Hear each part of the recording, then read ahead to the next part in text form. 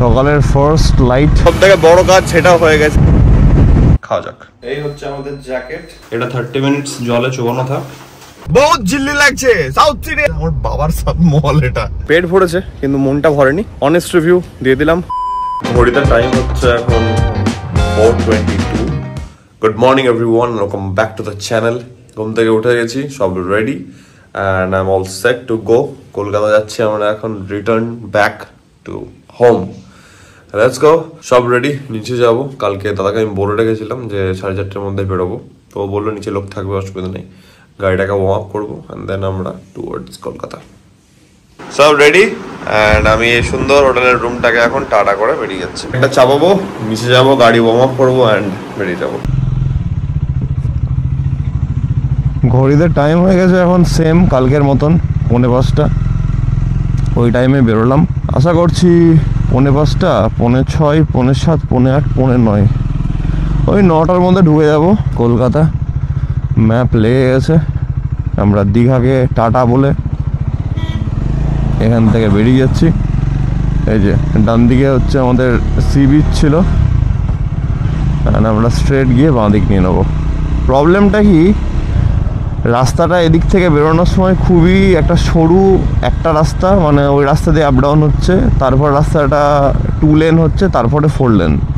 এবার সকালবেলাতে এত তাড়াতাড়ি বেরোনোর অ্যাডভান্টেজ হয়তো আমি একটা জিনিস পেতে পারি, সেটা হচ্ছে এই রাস্তাটা আমি ফাঁকা পেতে পারি, এটাই হচ্ছে ব্যাপার। তো দেখা যাক, আমাদের জার্নি শুরু হচ্ছে টুয়ার্ডস কলকাতা।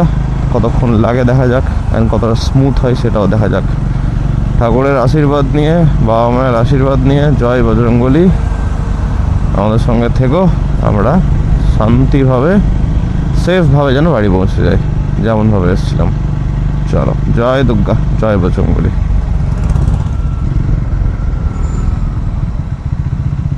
এখনো অবধি গুড মর্নিং প্রপার হয়নি নেচারের, তো সানরাইজ যেহেতু হয়নি, একটু অন্ধকার আছে।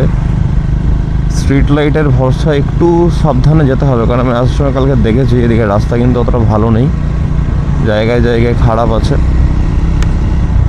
এটা একটা ব্যাপার। পেট্রোল আমাদের এখন বলতে গেলে ভালো রকমই আছে। দেখি অ্যাটলিস্ট এই 80 কিলোমিটার ক্রস করি, তারপরে দেখবো, চাপ নেই। একে অন্ধকার, তারপরে এই লাইটগুলো চোখে লাগছে, তো একটু প্রবলেম ডেফিনেটলি হচ্ছে। একটু সাবধানে যেতে হবে, কারণ এই বড়ো গাড়িগুলো অনেক চেপে চেপে আসে।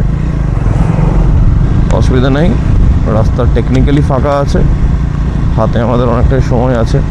এই ভেতরে ঢোকার রাস্তাটা অনেকটা সরু হয়ে যায়, মানে দীঘা ঢোকার আগের রাস্তাটা, এই রাস্তাটা, তাই জন্য এখানটাতে অনেকটা বেশি ধরে চালাতে হবে।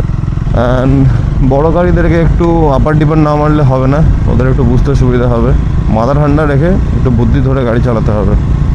সকালের ফার্স্ট লাইট দেখা যাচ্ছে আকাশে, দুর্দান্ত লাগছে দেখতে। আমি যে জায়গাটা দিয়ে প্রথমে বেরোচ্ছিলাম, জায়গাটাতে প্রচুর গাছ ছিল, মানে এতটাই গাছ যে ওখানে সানলাইট ঢোকার, তখন তো সানলাইট ছিল না, মানে এই হালকা লাইটটা ঢোকারও এখানে একটুকু জায়গা ছিল না। এখন হালকা গাছগুলো একটু ডেন্সিটি কমেছে, তাই জন্য আকাশটা দেখা যাচ্ছে। দুর্দান্ত লাগছে দেখতে, সিরিয়াসলি। আমরা 14 কিলোমিটার চলে এলাম, মানে কালকে এই 14 কিলোমিটার যেতেই কম করে আধ ঘন্টা থেকে 40 মিনিট লেগেছিল। অনেকটা স্মুথলি বেরিয়ে চলে এসেছি। 14.5 কিলোমিটার্স। আমার মেন টার্গেট হচ্ছে কি সরু রাস্তাটাকে as soon as possible cover করে নেওয়া, তাহলে এই রাস্তাটা কভার হয়ে গেলে একটা বড় কাজ হয়ে যাবে। এই জাস্ট একটু চওড়া রাস্তা পেলাম অ্যান্ড সকাল অফিসিয়ালি হয়ে গেছে। এদিকে আজান দিচ্ছে, টাইমিং তো ঠিকঠাকই লাগছে দেখে, অ্যান্ড সেরকম মনে হচ্ছে যে চিন্তাটা করছিলাম এই ছোটো রাস্তাটা নিয়ে, ওইটা তো মেন পেরিয়ে গেছি। এবার মেন টার্গেট হচ্ছে গিয়ে 2 লেনটা ধরা, কারণ কোনো রকমভাবে ট্রাফিক লেগে গেলে আমি ওই লেটটা নিতে চাইছি না, কারণ এক এদিকে লেট হবে তাহলে, আর 2 হচ্ছে সাঁতরাগাছির জ্যামটা পাবো। সাঁতরাগাছির জ্যামটা আমি কোনোভাবে খেতে চাই না, আই এম নট ইন্টারেস্টেড ভাই। দেখা যাক কী হয়। টাইমিং তো ঠিকঠাকই চলছে, বাইক চলে গেছে 22 kilometre. So far so good. আমাদের যেটা কলকাতা থেকে বর্ধমান যাওয়ার যে রাস্তাটা পড়ে না, ওই রাস্তাটা যদি থ্রু আউট দীঘা অবধি থাকে আর দেখতে হবে না, তাহলে 2.5 থেকে 3 ঘন্টার মধ্যে ইজিলি দীঘা ঢুকে যাওয়া যাবে। কারণ কালকে টানা আমি কোলাঘাট এসছি 90, 100, 120 এমনি স্মুথ, একদম স্মুথ।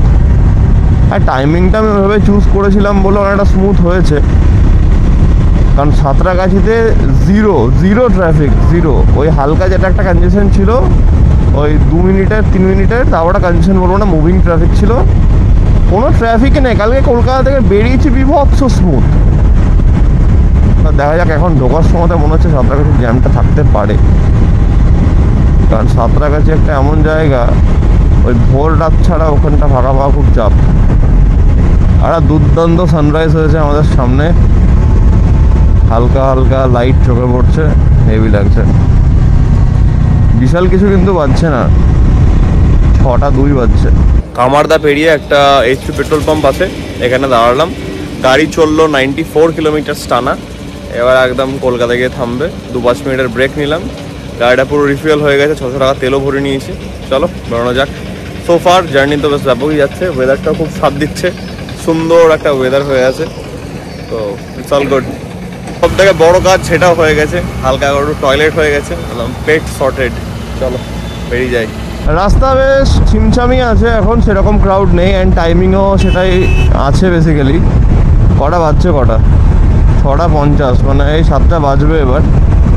তো আর কিছুক্ষণের মধ্যে আমরা আমাদের মেন হাইওয়ে ধরে নেবো, ব্যাস ঠিক আছে। ব্যাস আমরা মেন রাস্তা ধরে নিয়েছি আমাদের বাড়ি যাওয়ার। আর রাস্তার নাম না বললেও তোমরা বুঝতে পারছো। ভালো চলছে গাড়ি, ভালো চলছে, ওয়েদার ভালো আছে, রাস্তা ভালো আছে, লাভলি রাইড। রাস্তা ঠিকঠাকই আছে, সেরকম ক্রাউড নেই বলে, মানে বড় গাড়ির ক্রাউড নেই মেনলি, তাই জন্য গাড়িটা টানা যাচ্ছে। 100-110 ধরে আছে। আমি খুব বেশিও বাড়াবাড়ি করছি না, 100 ধরে রাখলেই এনাফ।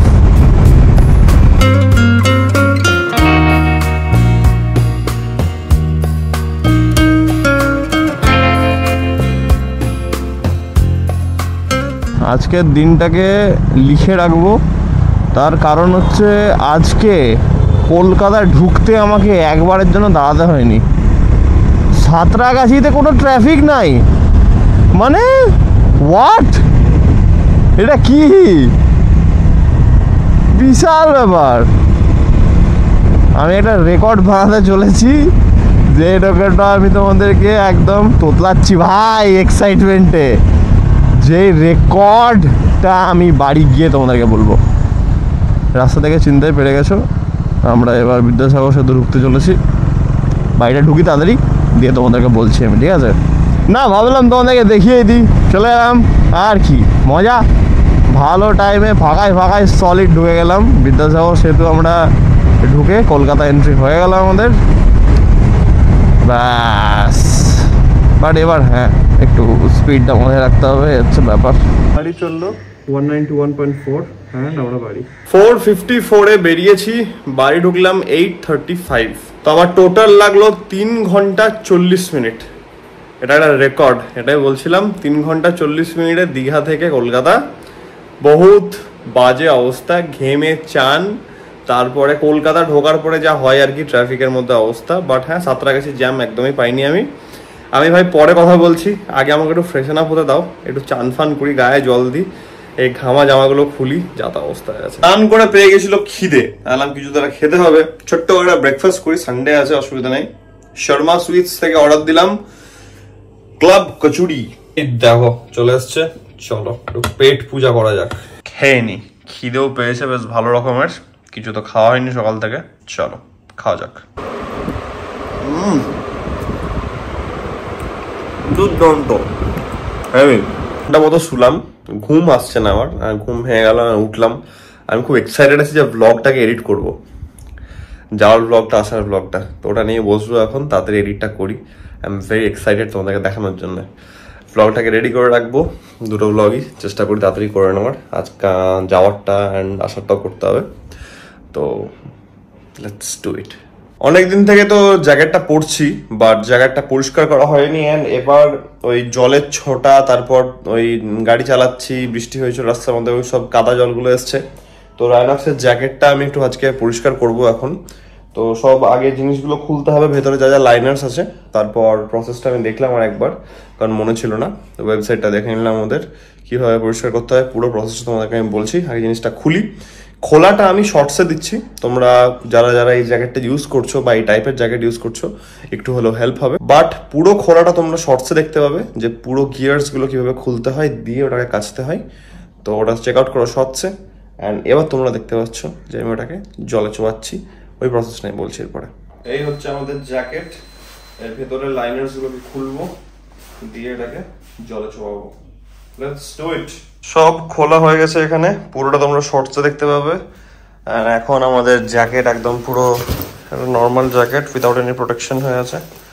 ঠিক আছে, চলো। তো পরিষ্কার করার প্রসেস যেটা, সেটা হচ্ছে গিয়ে লিউক ওয়ার্ম ওয়াটার লাগবে, যেটাতে তুমি আঙুল ডোবাতে পারছো। কারণ তোমার আঙুল বা স্কিনের জন্য যদি তোমার প্রবলেম হয়, তাহলে সেই জলটা কিন্তু তোমার গিয়ার্সের জন্য খারাপ, জ্যাকেটের জন্য খারাপ। ডিটারজেন্টটা অনেক বেশি ইম্পর্টেন্ট। যে কোনো গ্র্যানুলার বা ওভার সেন্টেড ডিটারজেন্ট তুমি ইউজ করতে পারবে না। আইদার বেবি শ্যাম্পু বা একদম লাইট টু একদম সেরকম কোনো বেশি সেন্টেড না ওই টাইপের কোনো ডিটারজেন্ট হলো, বা উলেন ক্লোথসের জন্য যে ডিটারজেন্ট ইউজ হচ্ছে লিকুইড ডিটারজেন্ট, সেটা তুমি ইউজ করতে পারবে। তাই জন্য আমাদের কাছে আছে হচ্ছে এইটা। আমি ইজি ইউজ করছি, কোনো প্রমোশন একদমই না কিন্তু এটা। অ্যান্ড জলটা গরম হবে, লিউকওয়ার্ম ওয়াটারের মধ্যে প্রথমে আগে এটাকে দেবো 1 ছিপি মতন। তারপর জলটা রেডি হয়ে যাবে, এটাকে 30 মিনিটস গরম যেই লিউকওয়ার্ম ওয়াটার ওটার মধ্যে চুবিয়ে রাখতে হবে। তারপর তুমি বারবার রিন্স করো, ঠিক আছে। আর যে ব্রাশিংটা করা হবে সেটা যেন খুব লাইট অ্যান্ড খুব সফটলি হয়, যেন তোমার গিয়ার্সে কোনোভাবে ড্যামেজ না করে। তো এটা হচ্ছে প্রসেস। জল গরম হচ্ছে, জল হয়ে যাক, দিয়ে আমরা কাজ শুরু করবো। বাথরুমে ক্যামেরা ফিক্স করা মানে সিরিয়াসলি একটা টাস্ক। আমি 1 ছিপি দিচ্ছি এখানটাতে। জলটা আমাদের একটু হলেও রেডি হয়ে গেছে, এই যে দিয়ে দিলাম, ঠিক আছে। এবার একটু জলটা চালিয়ে আমি ব্যাপারটাকে ফেনা করে দেবো। মাঝখান থেকে লাইন পালিয়ে গেছে। যাই হোক, এটা 30 মিনিটস জলে চুবানো থাক, তারপরে এটাকে একটু পরে কষানো হবে।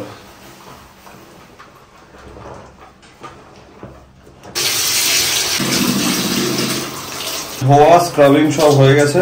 এবার ভালো করে নর্মাল জলের মধ্যে ধুয়ে নিচ্ছি, দিয়ে এটাকে মেলা হলো। আর সবসময় চেষ্টা করবে যখন ব্রাশ করছো তখন যে লাইনটা আছে ওই ওয়াইজ করতে, তাহলে খুব তাড়াতাড়ি হবে অ্যান্ড জিনিসটা নষ্টটাও কম হবে। একটু বেরিয়ে গেলাম সানডে ঘুরতে।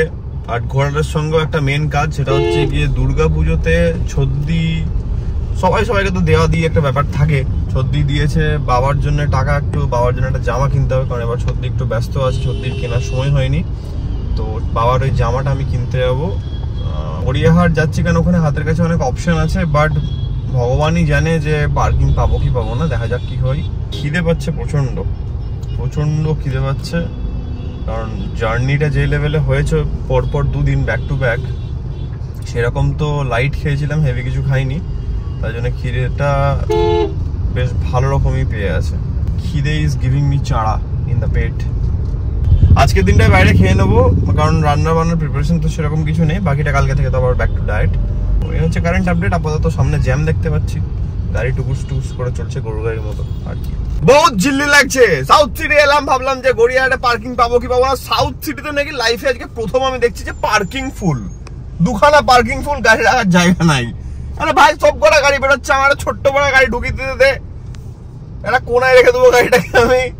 কি ভাই, এটা প্রথম হচ্ছে এমনি সাউথ সিটিতে নাকি পার্কিং ফুল। আমার কাছে স্যার কিচ্ছু করার নাই, আপনি সামনে থেকে ঘুরে এসে একবার সাউথ সিটি ইন্টারন্যাশনাল স্কুলে মনে হয় গাড়ি নিচ্ছে, ওখানে একবার দেখুন, নাহলে কিচ্ছু করার না। ছি ভাই, সাউথ সিটি আমার সঙ্গে এমনি করতে পারলো। সাউথ সিটি মনে হচ্ছে আমার বাবার সব মল এটা। যা তা ভাই, ছি ছি ছি ছি। মানে লিটারেলি যেখানে বাঘের ভয় সেখানে সন্ধ্যা হয়। এখানে যদি এমনি অবস্থা হয়েছে, গড়িয়াহাটে ব্যাঙের মাথাও পার্কিং পাবো না, উল্টে ওখানে গিয়ে আটকে থাকতে হবে। আমি অবস্থা খুব খারাপ, এখান থেকে বেরোতে পারবো কিনা। আমি যদি এখানে গাড়িটাকে রেখে দিই, দিয়ে হ্যান্ড ব্রেক তুলে দিন চলে যায় এখান থেকে, গাড়িটা টো হয়ে যাবে। তাহলে খুবই বাজে কেস হয়ে গেল। বাজছে কটা? 8:20 বাজছে, 8:30 বাজছে। ভগবান, ও মাই গড। আমি আজকে অলরেডি বহুত টায়ার্ড আছি, গাড়ি চালিয়ে এসছি, আমি এখন আর পাচ্ছি না, আমি ঘুমিয়ে যাবো। কিন্তু তাও বাড়িতে ব্লগটাকে রেডি করে এসছি। থাম্বনেলটা আমি কালকে হোটেলে বসে বসে বানিয়েছি। থাম্বনেলটা আমার হেভি পছন্দ হয়েছে। তোমরা কিন্তু আমাকে বলো থাম্বনেলটা কেমন লেগেছে। চলো দেখি কি হয়। এই যে এখনো সাউথ সিটি থেকে বেরোতে পারিনি, এই হচ্ছে কন্ডিশন। কি ব্যাপার, তোমাদেরকে দেখানো শুরু করলে আমার গাড়ি চলতে লাগলো, বিশাল ব্যাপার। ক্যামেরা এবার থেকে আমি অন করে রাখবো। সামনের যদি ওটা খুলে দিল, ইয়াস তুমি থেমে যাও, তোমাকে চাপা হবে। থেমে যাও, ভালো ছেলে, ইয়াস। এটা একটা নতুন দেখছি যে সাউথ সিটির এই সামনেটাতে, এখানটা তো গাড়ি পার্কিং করতে দিচ্ছে, তাও আবার এখানটা ভর্তি হয়ে গেছে। আমি দেখি সামনে একদম এই সামনেটা খুলে দিয়েছে। এখান থেকে একটা ইউটার্ন নেবো, দিয়ে আবার সাউথ সিটি মল ঢুকবো। লেটস সি কি হচ্ছে, আমি আরেকবার ট্রাই করতে চলেছি। এটা হচ্ছে সাউথ সিটি ইন্টারন্যাশনাল স্কুলের ভেতরে, অ্যান্ড আজকে এখানে পার্কিং অ্যালাউ করছে, তো আমি এখানে গাড়ি রাখলাম। এখানে বাস্কেটবল কোর্ট আছে, অ্যান্ড আমরা বেরোচ্ছি। আজকে যেখানে যাচ্ছি প্যান্টালুন্সে তো পাগলের মতো ভিড়, পাওয়ারটা দেখবো তাড়াতাড়ি, দিয়ে বেরিয়ে যাবো, কিছু খেতে যাবো, খেয়ে নেবো। আর আজকে এখান থেকে বেরিয়ে অন্য কোথাও যাওয়া মানে যেখানে যাবো সেখানে ট্রাফিক পড়বে, তো ব্যাপারটা এখানে র্যাপ আপ করে নেওয়াটা বেটার হবে, বুদ্ধিমানের কাজ হবে, তাড়াতাড়ি বাড়ি যাওয়া যাবে।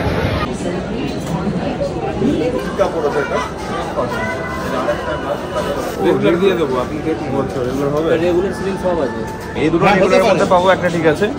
আর কোন কোন কালার অপশন গুলো রেগুলারের মধ্যে আসবে? গ্রিন হোক অন্য কালার হোক, আপনি আমাকে শুধু অপশনটা দেখিয়ে দিন। এক কালার নেব।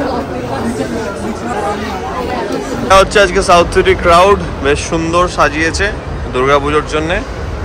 মায়ের একটা মূর্তি আছে এখানে, অ্যান্ড বাকিটা দেখছো তোমরা। সাউথ সিটি ঘুরে দিলাম তোমাদেরকে, ঠিক আছে। চিলি দিলাম, দেখি কি খাওয়া যেতে পারে।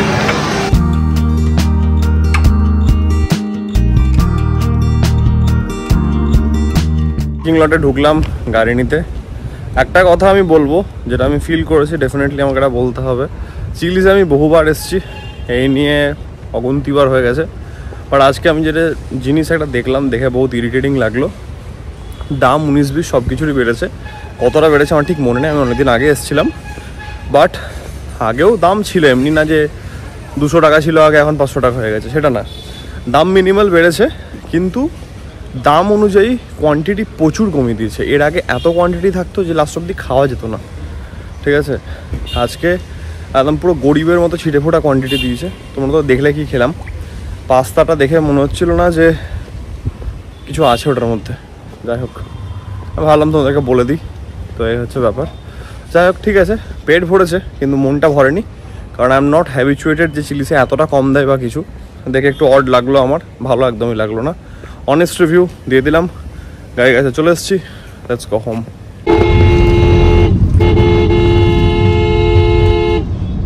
এদিকে একটা লরি খারাপ হয়ে গেছে, রাস্তার কাজ হচ্ছে, এদিকে সব মিলিয়ে জ্যাম। যেমন তেমন করে এলাম একটু এগিয়ে, মানে 5 মিনিটের রাস্তা কম করে 20 মিনিট লেগে গেল। ব্লগটাকে আপলোডে চাপিয়ে আমি জাস্ট এলাম, আর ভুলেই গেছিলাম যে এই ব্লগটা আমাদের এন্ড করা হয়নি। তো আজকের ব্লগটা আমি এত অবধি রাখছি। আশা করছি আজকের এই তোমাদের ট্রিপটা ভালো লেগেছে, দীঘার ট্রিপটা ভালো লেগেছে। আনপ্ল্যান্ড একটা ট্রিপ ছিল, অ্যান্ড আমার তো খুব স্যাটিসফাইং লাগলো, কারণ ওয়েদার খুব সাথ দিয়েছে, অ্যান্ড সব থেকে বড় কথা বলতে গেলে ভগবানের আশীর্বাদে খুব ভালো ট্রিপটা হয়েছে। এই হচ্ছে ব্যাপার। তো আজকের ব্লগটাকে আমি এত অবধি রাখছি। আশা করছি আজকের ব্লগটা তোমাদের ভালো লেগেছে, অ্যান্ড তোমরা জানো যদি ব্লগটা ভালো লেগে থাকে then as usual do like, share and subscribe. আমার বলার কিছু নেই। খুব জলদি দেখা হচ্ছে কালকে একটা নতুন ব্লগের সঙ্গে। Till then take care, be safe, bye bye, good night.